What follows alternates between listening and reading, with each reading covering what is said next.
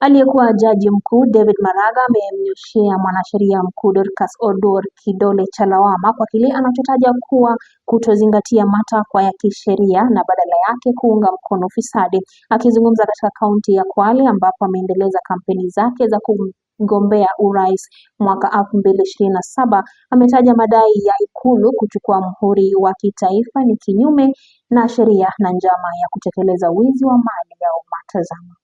Kwa safari hii hebu tukaeni chini tutafakari, kwa sababu si kwa ajili yetu sisi, kwa ajili ya kile kizazi chetu kilichoko huku nyuma. Tukiangalia nyuma bado tuna wajukuu, tuna watoto na bado nao pia kuna kilio. Tuwasaidie kuchagua uongozi bora.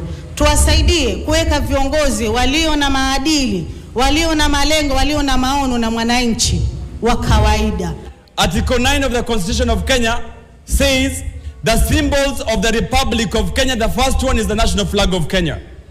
The second one is the national anthem of Kenya. The third is the coat of arms of Kenya. And the fourth is the public seal of the Republic of Kenya.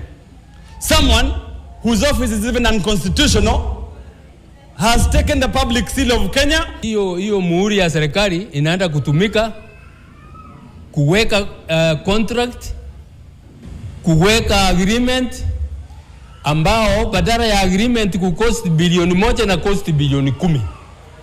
Hiyo bilioni 9 saidi wewe ndio unalipa, mimi ndio nalipa.